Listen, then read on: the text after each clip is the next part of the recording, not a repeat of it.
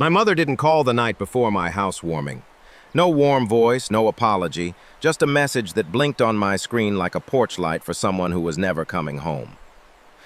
We won't make it. Your sister's move is taking longer than expected. That was it.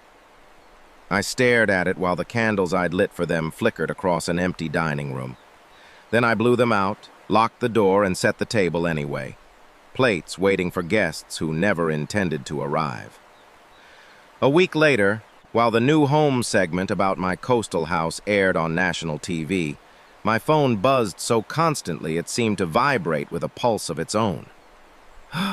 My family had finally noticed me, or rather, noticed that other people had noticed me. But their sudden urgency felt a lot like the tide, loud, late, and predictable.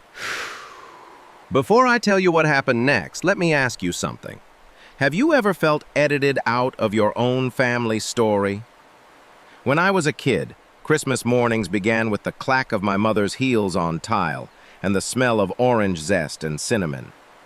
My little sister would already be perched by the tree, ribbons in her hair, smiling like the day had been crafted just for her. Mom would hand her a box wrapped in gold. Mine was always smaller, thinner, practical. "You're the organized one," she'd say, as if predictability were a personality trait worth celebrating. Socks, journals, pens, tools, not treasures. At 10, my sister danced in a festival on a stage full of pink fabric and blinding lights. My dad clapped so hard I thought his hands would bruise. "That's my girl," he said when he lifted her high. A week later, I came home with a blue ribbon from a science fair, a solar car I'd built out of scrap boards. "That's nice," he said without turning away from the TV.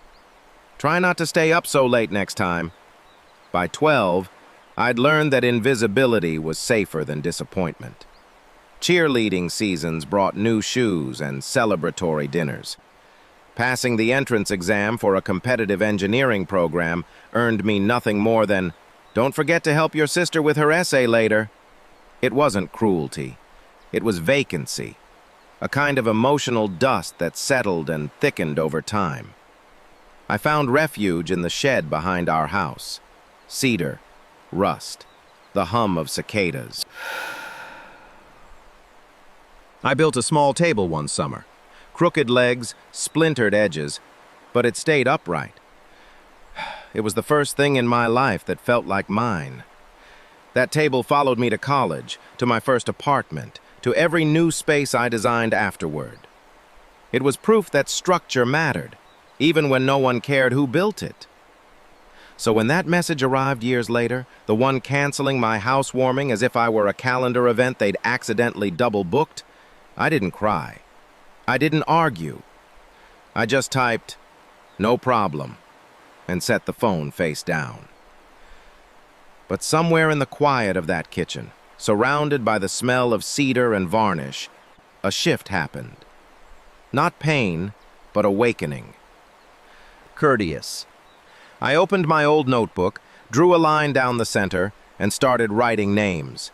People who'd been sidelined, sad, overlooked, talked over, dismissed. Cousins, friends, my grandmother. People who knew exactly how it felt to be the afterthought. Then I designed a dinner. Not in the way you plan a party, but in the way you draft a blueprint. Lines, angles, sight lines, lighting. A table with no head. A room engineered so everyone had a view of the ocean, no one sat in shadow, and nobody felt small. The next morning I sent the invitations. "Dinner this Saturday. Come hungry." The villa came alive like a construction site. Flowers, linens, marine-grade clips for hanging lights. Every detail precise, deliberate, balanced. The chef, Margaret, calm and wise, asked what kind of event it was. "A dinner for the overlooked," I said. She nodded as though she'd been waiting her whole life to hear someone say it. The night arrived. Candles glowing like small, steady promises. Wildflowers breathing salt into the room. 15 chairs in harmony with one another. As guests stepped through the door, laughter, hesitation, relief, the villa warmed around them. And for the first time, every seat was full. Days later, when the TV episode aired, we watched it projected onto a sheet on the terrace. My voice echoed over the waves. Fairness isn't decoration, it's architecture. When the episode ended, applause rose like wind from the cliffs. Then, the calls. My family. Dozens. We saw the show. Why didn't you tell us? You made us look bad. I ignored them until my grandmother called. They'll try to rewrite this, she warned. Let truth sit in the open. Don't argue with it. Later, I finally answered my mother's call. Her voice was soft but sharp around the edges. There's been a misunderstanding, she insisted. People will think we excluded you. You did, I said calmly. Your message said exactly that. Defensiveness followed. Denial. Revision. Until my grandmother, steady as ever, interrupted.